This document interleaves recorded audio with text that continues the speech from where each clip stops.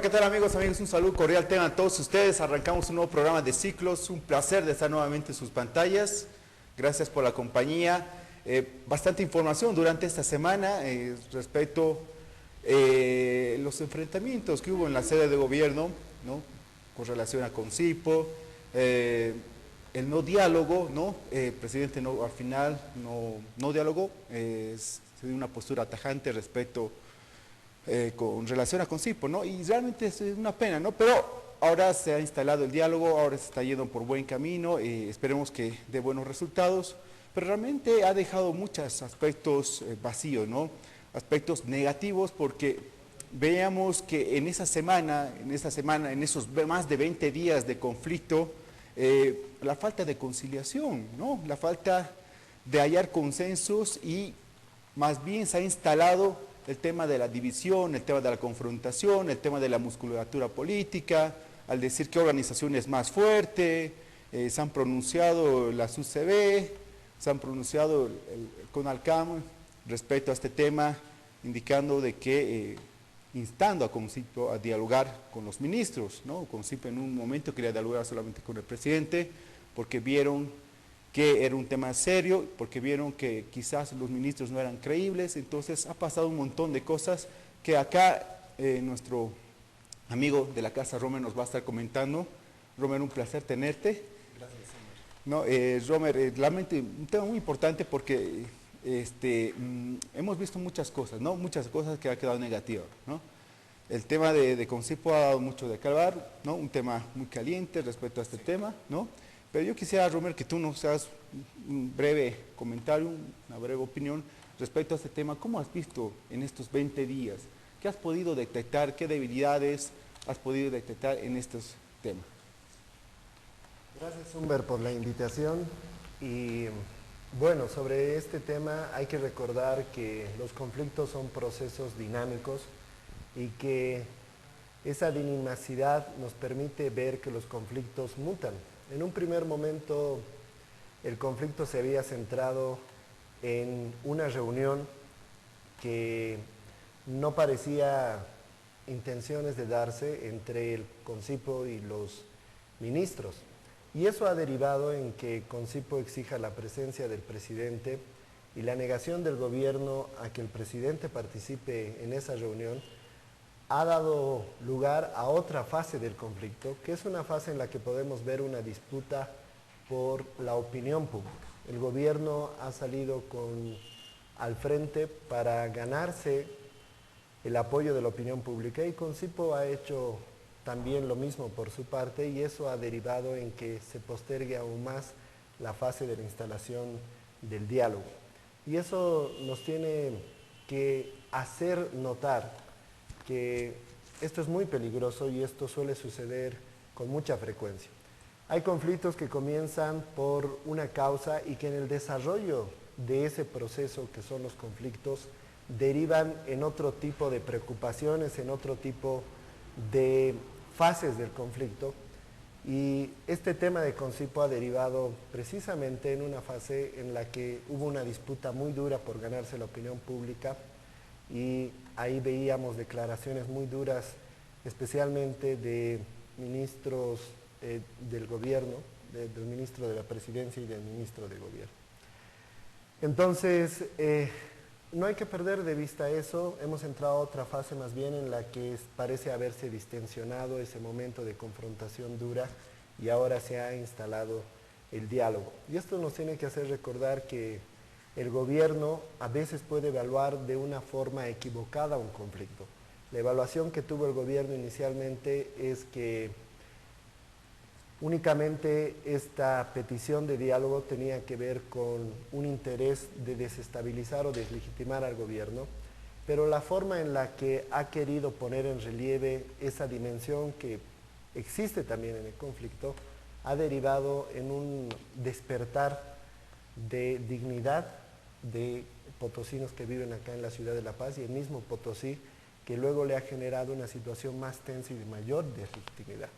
Entonces, no se ha evaluado correctamente las causas completas que han derivado de esta situación y tampoco se ha evaluado bien la forma de enfrentar esas causas y eso nos ha llevado a estos momentos de tensión que más bien ahora se han diluido y que seguramente ya hemos entrado en una fase, por lo que hemos podido ver ayer de la reunión, en la que va a entrarse ya a la fase resolutiva del conflicto. Perfecto. Bien, amigos y amigas, como podrán apreciar en la parte de abajo, vamos a estar con un tema enseguida nomás sobre el tema laboral, ¿no? La inestabilidad laboral, ¿no? Que estamos viendo, ¿no? Por parte de jóvenes, ¿no? Se busca profesionales, pero realmente se les contrata como consultores, ¿no? La falta de ítem, un montón de esos temas vamos a estar tocando enseguida nomás.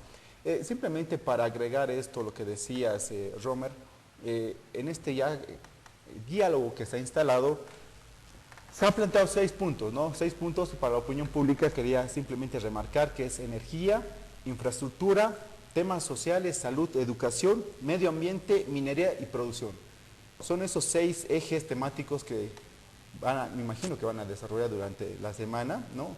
Y va a arrancar hoy día el diálogo. Así que esperemos que esto vaya por buen puerto. Y bueno, amigos, después de la pausa estaremos con el licenciado Bruno Rojas Callejas, que es investigador del CELA, que nos va a estar hablando respecto a temas laborales, sobre la inestabilidad laboral que existe en el país. Vamos a una pausa y estamos con este tema. La Sanísima de Televisión, de Bolivia al mundo. Amigos, de retorno nuevamente, quiero presentar y dar la bienvenida al señor Bruno Rojas, ¿no? Investigador de CELA. Don Bruno, un placer, él es sociólogo de profesión. Buen día. Vamos a hablar sobre un tema importante, ¿no? Importante para aquellas personas que realmente sufren de encontrar un buen trabajo laboral, ¿no? De encontrar estabilidad laboral, ¿no? Porque generalmente ahora lo que sucede es que uno va buscando trabajo, va buscando, y lo único que vas encontrando, y por suerte lo encuentras, es que te contrata como consultor, ¿no es así? Entonces, y resulta de que te contratan por 3 meses, te contratan por 6 meses, ¿no? Máximo será un año, y no gozas de una seguridad laboral, es decir, no gozas de esos temas de salud, ¿no? De tener atención en salud, ¿no? De otros beneficios más que se tienen, ¿no es así? Entonces es muy preocupante, Bruno, y quisiera que nos comentes por qué pasa esto, ¿no? ¿Por qué uno no puede encontrar un ítem, digamos? Porque la gente se mueve, ¿no? Las personas dicen, pucha, me encantaría tener un ítem, ¿no? Tener un trabajo estable, ¿no? Porque al final uno no sabe si a medio año, al final de año te van a botar el trabajo. Entonces es un tema muy delicado, pero quisiera que por favor tú, Bruno, nos cuentes qué está pasando. Buen día, muchas gracias por esta invitación. También saludar a todos los amigos que nos acompañan en el programa. A ver, partamos de algunos datos, de algunos aspectos, para entender esta situación. Alrededor del año 2011, con datos para La Paz, Cochabamba, Santa Cruz y el Alto, nos encontrábamos con que alrededor de casi la mitad de la gente que tenía un trabajo, que tenía un empleo, tenía empleo temporal, eventual, a contrato. Y la otra mitad tenía un trabajo permanente. Datos un poco más recientes nos muestran que eso ha cambiado un poco. Estamos hablando de casi un 40% que tiene empleo inestable, eventual, y un 60% tendría más empleo, digamos, permanente.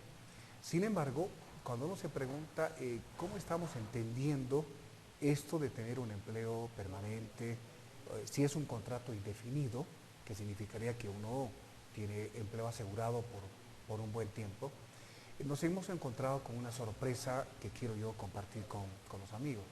El hecho que hay personas que en el momento de la consulta, de la encuesta, señalan que tienen trabajo permanente porque tienen trabajos temporales seguidos. Por ejemplo, en el sector de salud, no solamente en La Paz, en otras ciudades, un enfermero, un auxiliar de enfermería, un personal vinculado a lo que significa el trabajo manual en determinado establecimiento de salud, este trabajador tiene contratos trimestrales, semestrales, con suerte contratos anuales, pero en forma seguida, en forma permanente, o continua más bien. Entonces, esto nos está mostrando una figura un poco engañosa de la situación. No es que tenga un contrato indefinido, Lo que tiene son contratos temporales continuos, 3 meses, 6 meses, en forma continua. Bueno, y así están los compañeros en el sector de salud por 10 años, 15 años, en la Caja Nacional de Salud y en otros sectores donde esta figura se da con esta característica. Esto nos está mostrando, Humber, que la inestabilidad laboral es cada vez más creciente, los contratos temporales y eventuales se han extendido, como bien al principio ibas manifestando, y que nos hace ver concretamente que la inestabilidad, la temporalidad hoy es un problema grande porque nos está mostrando una cara más grande de la situación del empleo que tiene que ver con su calidad. La calidad del empleo hoy en día, eso que la gente llama empleo digno, empleo adecuado, un empleo que valga la pena, cada vez está desmejorándose y una variable, un indicador de esta situación tiene que ver con la inestabilidad, con los contratos temporales, en fin. Termino diciendo que, por ejemplo, en el sector público, donde a veces uno quiere llegar a ocupar un cargo en el sector público, tenemos normas que evitan sencillamente que uno tenga un empleo permanente. Hablamos del estatuto del funcionario público, hablamos de los reglamentos de carrera administrativa o otros reglamentos internos de personal que constriñen, hacen prácticamente difícil que uno tenga un empleo permanente.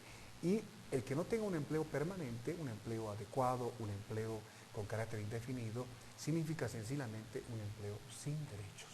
Un empleo que, por ejemplo, donde un trabajador bajo estas características no tiene aguinaldo, no tiene un seguro de salud. Estamos hablando del 78% de los trabajadores carecen de un seguro de salud, carecen de aportes a las AFP. Estamos hablando de ingresos bajos, de salarios bajos. Preocupante, Humber, que todavía en el país tenemos alrededor de un 25%, una cuarta parte de la gente joven, adulta, que trabaja por un salario que gana por debajo del mínimo nacional. Es decir, aquello que no alcanza, obviamente, para poder cubrir las menores necesidades que tiene una familia, que tiene un trabajador y su familia, en fin. Entonces, más o menos en suma, en esta primera imagen que queremos compartir con los amigos y amigas, tiene que ver con que en el país estamos viviendo una crisis del empleo. Un indicador de esto tiene que ver con la inestabilidad, con la temporalidad, con la eventualidad de los empleos que tenemos en el país. No, importante los datos que nos acabas de decir, Bruno, realmente es muy preocupante, ¿no?, este tema. Y quisiera más bien también que corroborar esto, lo que manifestabas hace momentos, respecto de que hay normas, ¿no?, de que a las instituciones públicas, no sé si a las privadas más, tú me vas a indicar, que no les permite contratar más de un año, ¿no es así? Entonces, ahí está el problema. Y el otro es que, según estas instituciones, es que si contratan, no les garantizaría pagarles a tiempo, ¿no es así? Porque ellos manejan un presupuesto, ¿no?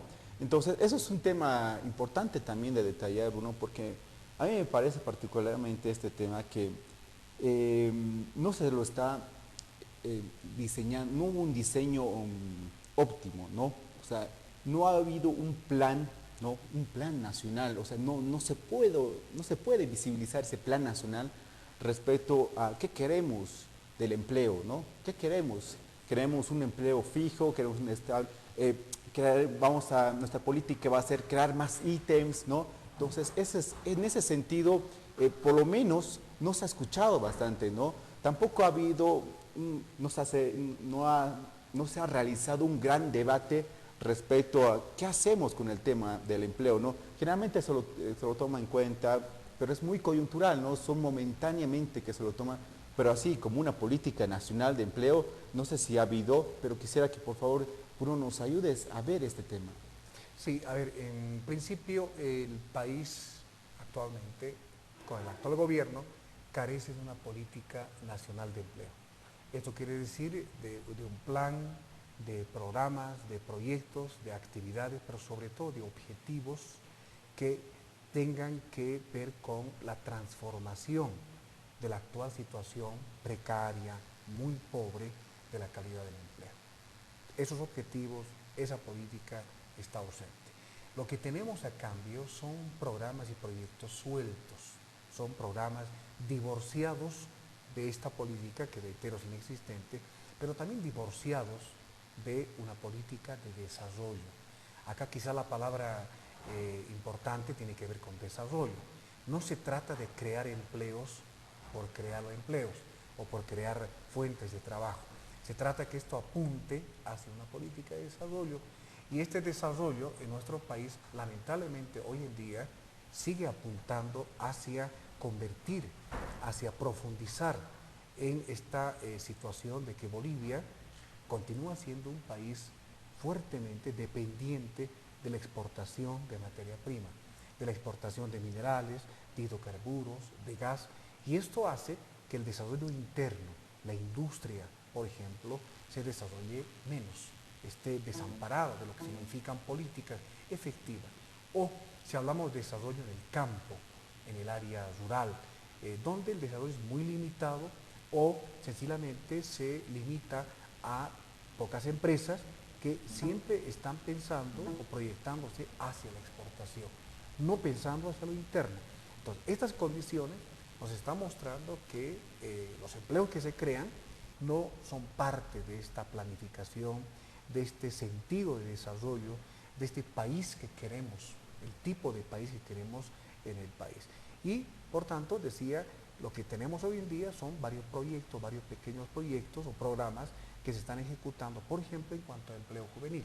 Ahí aprovecho para mencionar que en La Paz y el Alto actualmente se están ejecutando alrededor de 10 programas y proyectos. Mi primer empleo digno, está el programa de apoyo al empleo, mi primer empleo productivo, mi primer empleo como un derecho, que son políticas del municipio de La Paz, y en el Alto mi primera experiencia de trabajo más otro proyecto. ¿Cuál es la característica de estos programas y proyectos? Generan empleo temporal, empleo por 3 meses, pasantías de 3 meses en alguna institución pública o privada, con ingresos o con salarios que bordean el mínimo nacional y con fuerte subsidio de parte del Estado en beneficio de las empresas antes que con los jóvenes. Y con esos pequeños proyectos, Humber, con esos pequeños programas, no estamos atendiendo una demanda, una necesidad tan importante como es el de contar empleos. Por tanto, lo que estoy con todo esto señalando es que penosamente en el país todavía la gran deuda que se tiene con la gente, con la población y particularmente con los jóvenes, tiene que ver con políticas, con actividades, con acciones que apunten a transformar, reitero, las actuales condiciones precarias de trabajo en el país. Sí, y de alguna otra manera, Bruno, también habría que manifestar es que no será una discriminación respecto a que unos tengan ítems y otros no tengan ítems, discriminación laboral. Se podría introducir esa categoría, ¿no? Porque realmente uno dice, pucha, y ve, porque compañeros mismos del trabajo que están en una oficina dicen, y vos eres consultor, hola, ¿cómo, qué tal? Y vos, sí, estoy con ítem, ¿no? Y ves que esa persona tiene beneficios sociales, ¿no? Y ves que la otra persona más bien está sufriendo, ¿qué será que qué pasará más tarde? ¿Qué pasará en los siguientes días? Si me echarán, si me despedirán. Entonces, sí, hay esas cuestiones, ¿no? ¿Se podría hablar de una discriminación, Bruno? Hay discriminación laboral. Eso también se denomina segregación, en el sentido que efectivamente hay discriminación laboral, hay segregación laboral, por ejemplo, en el caso de los jóvenes. Los jóvenes porque no tienen experiencia de trabajo, porque no tienen suficientes recorrido en determinada actividad, ganan menos, no tienen seguro de salud, no acceden a otros beneficios sociales que la Ley General del Trabajo, por ejemplo, establece. Hay discriminación en cuanto a las mujeres. Las mujeres ganan un 56, un 60% con relación al hombre.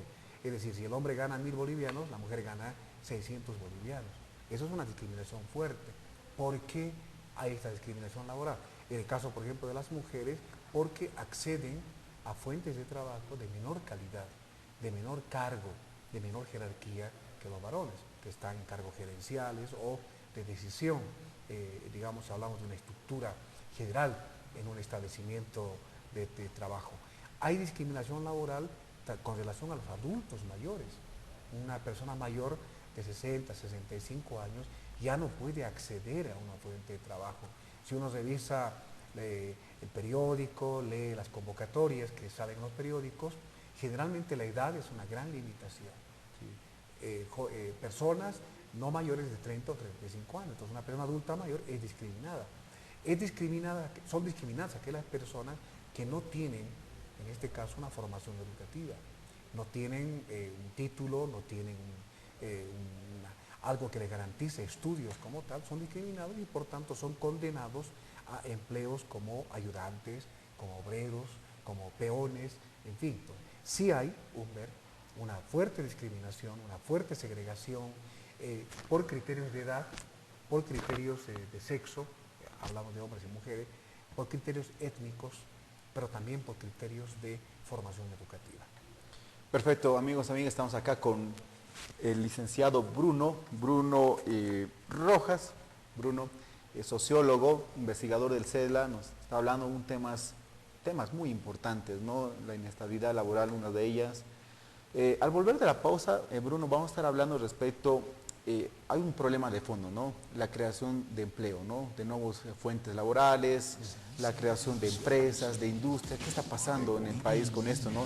Quizás no se está tocando de fondo este tema porque sienten que Antes quiero hay agradecer al una piedra en el zapato observatoriobolivia.org, que te ustedes posibilita ingresen a tener acceso laboral, ¿no? www.observatoriobolivia.org, Entonces vamos hablando ver después de todos esta nuestros pausa. videos, ¿no? Del programa Ciclos que se difunden por este canal y simplemente agradecerles. Estábamos contigo, Bruno, hablando sobre la creación de empleos, ¿no? Que para eso se tendría que crear empresas, industrias.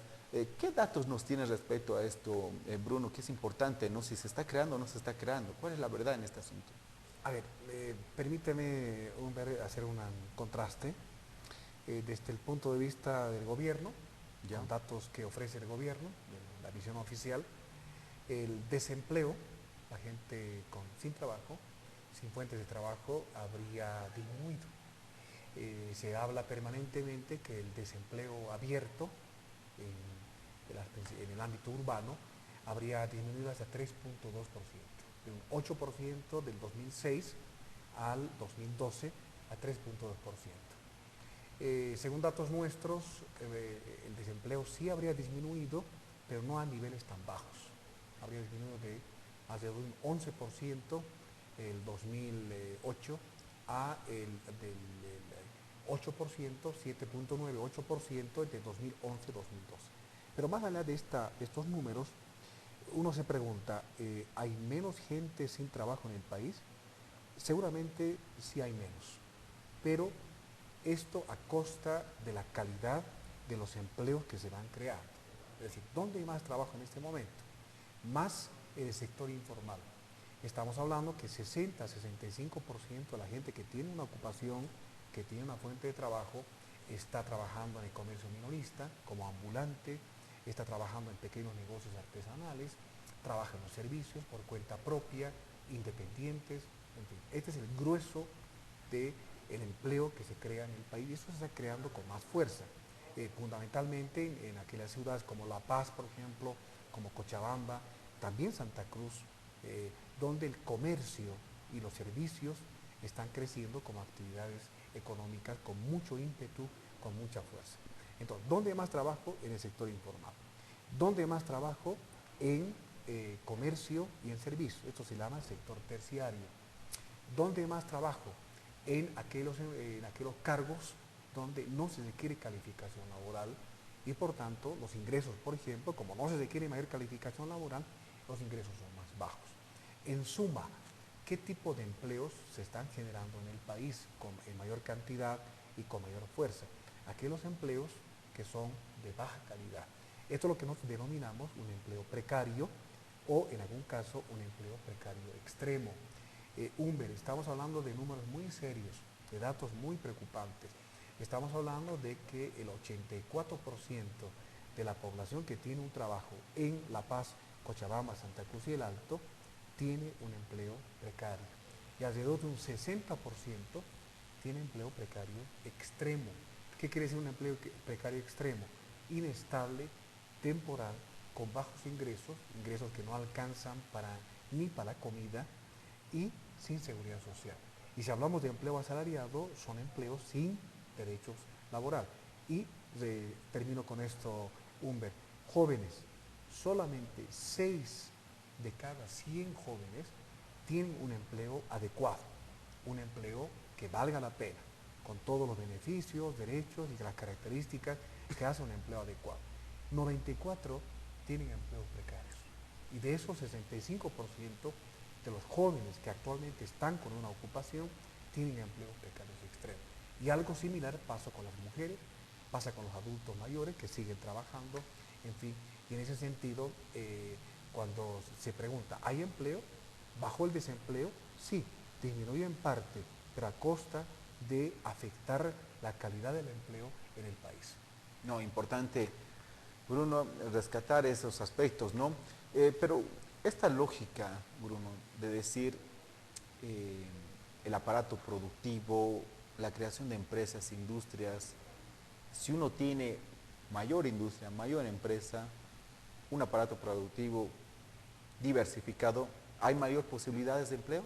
Por supuesto, por supuesto. El concepto importante en este momento tiene que ver con la diversificación productiva. El país, en términos económicos, se está concentrando en pocos productos. Minerales, zinc, estaño, particularmente, gas en cuanto a hidrocarburos. Si miramos el mundo agrícola, Santa Cruz, particularmente, soya, caña de azúcar, más allá, carne. En los valles y altiplano estamos hablando de papa, de maíz, y se termina ahí. Y algunos productos manufacturados, básicamente alimentos, bebidas, gaseosas, que es lo que producimos. Y en este marco estamos viendo que en lugar de diversificar, de potenciar la producción, de incorporar mayor tecnología para elevar la productividad y por tanto generar mayores condiciones de empleo y de generación de empleos para la población, gran parte de las empresas, y aquí doy un dato que lo comparto también con los amigos de Ciclos que nos están viendo en este momento, en el caso de La Paz, del total de las empresas que hemos visitado, que son alrededor de 1.200 empresas, gran parte, estamos hablando de casi un 80%, están dedicados solamente al comercio y los servicios. Apenas un 20% de aquellos que están en la industria. Pero de esos que están en la industria, el grueso, también 75%, tienen tecnología muy limitada.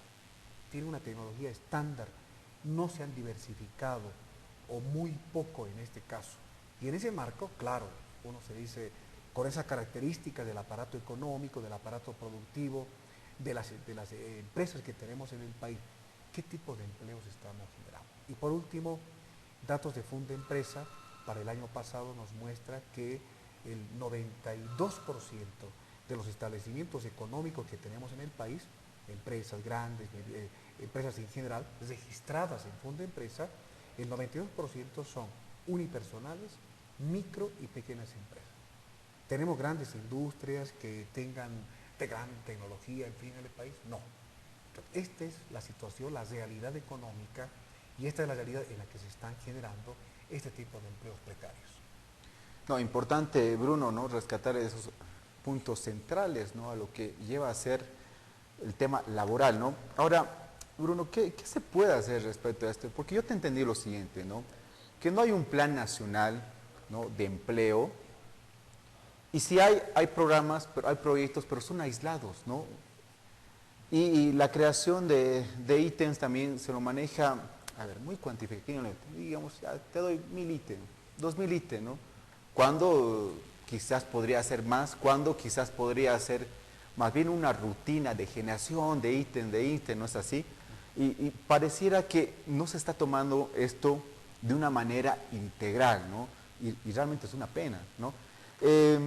¿Cuáles serían las propuestas? ¿Cómo tendríamos que enfocar este tema?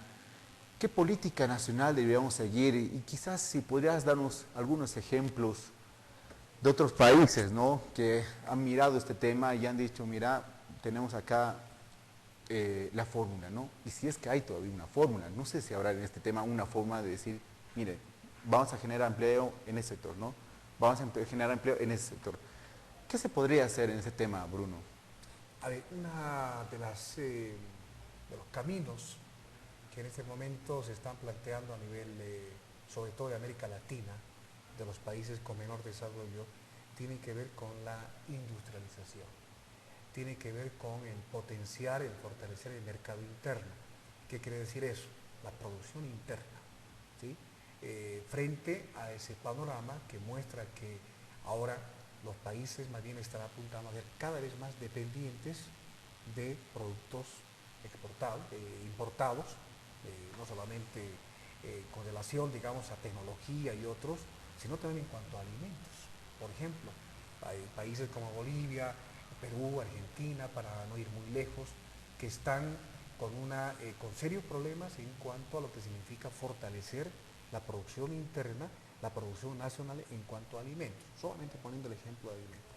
Entonces, hay esta necesidad que surge con fuerza, con voz muy fuerte a nivel internacional, en el sentido de la industrialización, el fortalecimiento del aparato productivo, de ir poco a poco rompiendo esa dependencia de ser países exportadores de materia prima. Buena parte de los países de América Latina, los países del África también son dependientes, están como que condenados, maldecidos, por así pasar una palabra, de ser exportadores de materia prima. O sea, venden minerales, venden hidrocarburos, venden petróleo, exportan frutas, exportan café, exportan petróleo en general, y parecería que ese es el destino de los países. Entonces, esa lección arrastrada por tanto tiempo, tantos años, casi desde la independencia de los países, por ejemplo, en América Latina, hoy requiere ser cambiada. ¿Cómo avanzar en esto? Una primera cuestión importante tiene que ver con un mejor aprovechamiento, con la industrialización de los recursos naturales. Algo que la gente lo ha demandado en las calles. Recordemos la guerra del gas del 2003, que ha pedido muy claramente que el gas boliviano no se exporte, sea utilizado para potenciar, fortalecer la industria interna, para favorecer o beneficiar a la población, por ejemplo, como gas domiciliario, potenciar a las industrias en general, para que este sea un recurso que se pueda aprovechar con esta característica. O finalmente, si se exporta no como gas puro, como gas como básico que se exporta ahora, sino como gas con valor agregado, con valor incorporado, en forma de productos que permitan que también internamente en el país se desarrolle una industria energética, una industria que permita aprovechar de mejor manera, reitero, el gas en este caso. Esta es una necesidad, es algo urgente que debe realizarse en el país.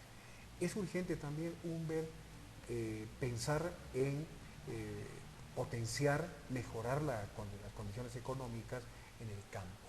Actualmente, sobre todo en los valles y altiplano, estamos viviendo una quiebra de la economía campesina. Más migración, hay una concentración en pocos productos agrícolas en cuanto a producción, hay serios problemas con la tenencia de la tierra y otra vez la maldición.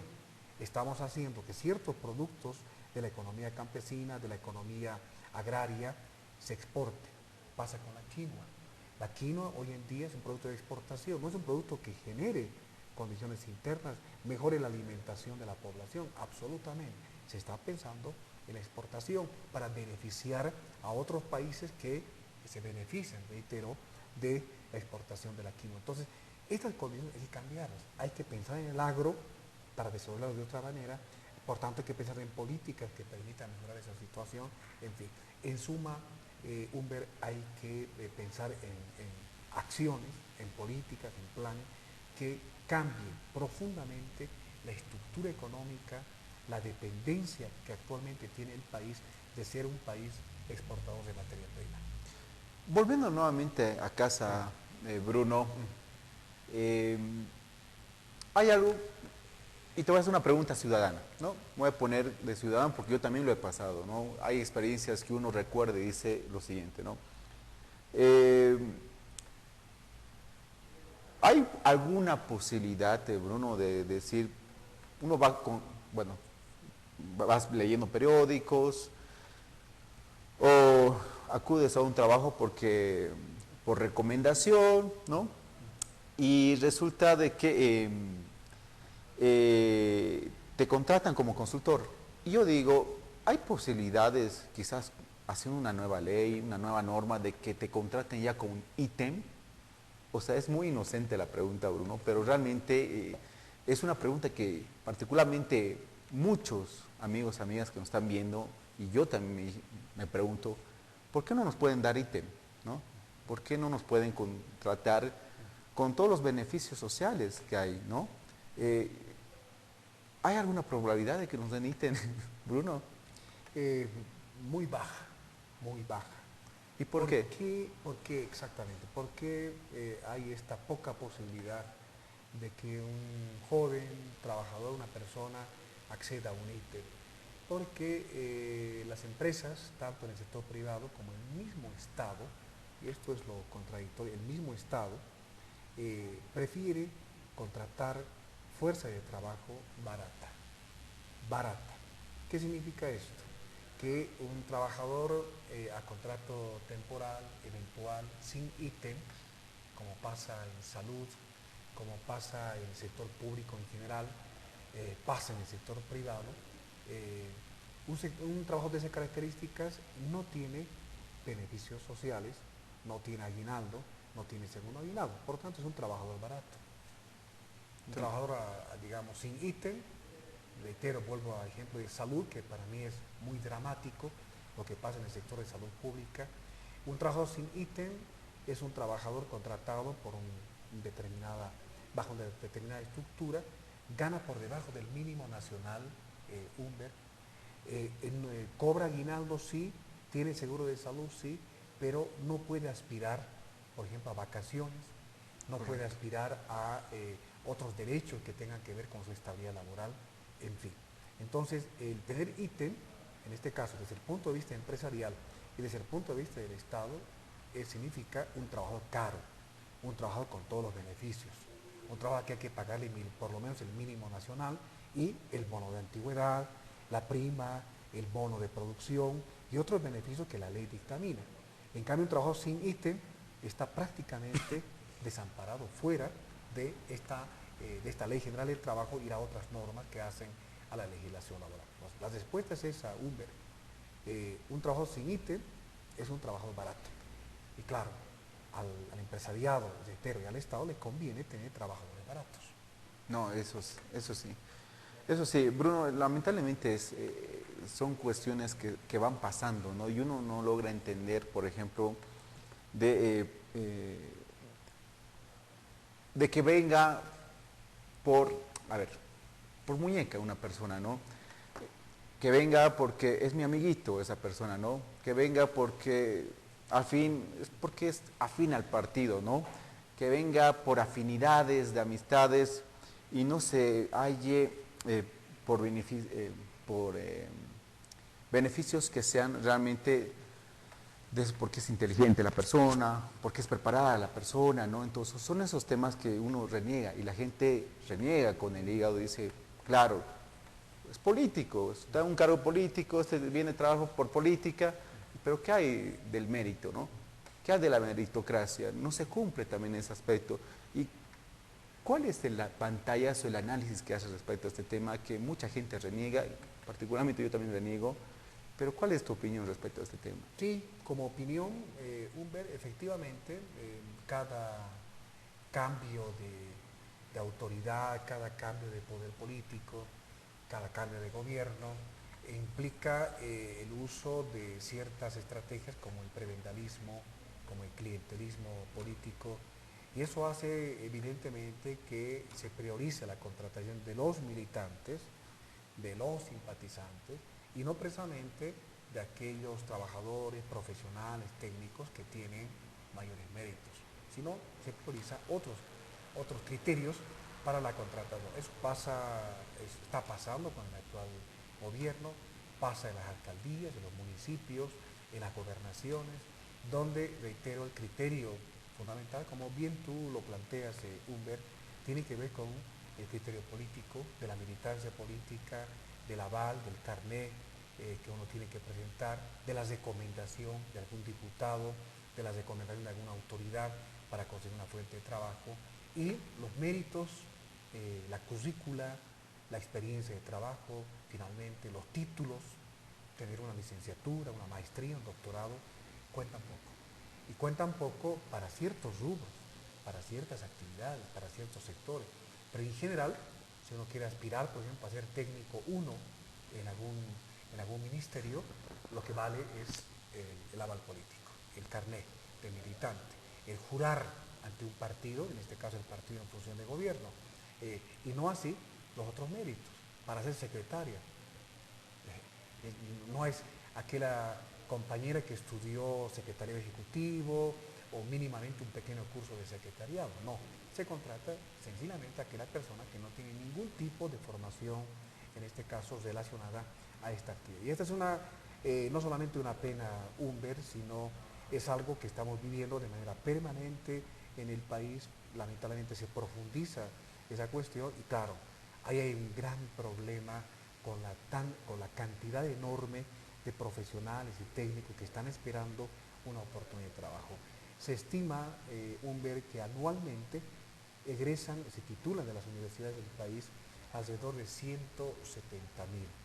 Esos 170.000 consiguen trabajo, qué tipo de trabajo, y con estas características del criterio político como criterio de contratación, sencillamente, reitero, comparto yo plenamente esa preocupación, no solamente tuya, sino de la gente que nos ve, de la gente que escucha, en el sentido de, entonces, bueno, ¿qué hacer para que eso cambie? Mientras haya el clientelismo, prebendalismo político, se entiende el Estado como botín político, no van a cambiar estas condiciones. Bruno, bueno, se nos ha ido bastante el tiempo, ¿no? Yo realmente quisiera seguir discutiendo estos temas contigo, seguir hablando porque me parece muy importante. Bruno, un placer de tenerte acá al programa. Para mí el gusto. Realmente ha sido muy productivo.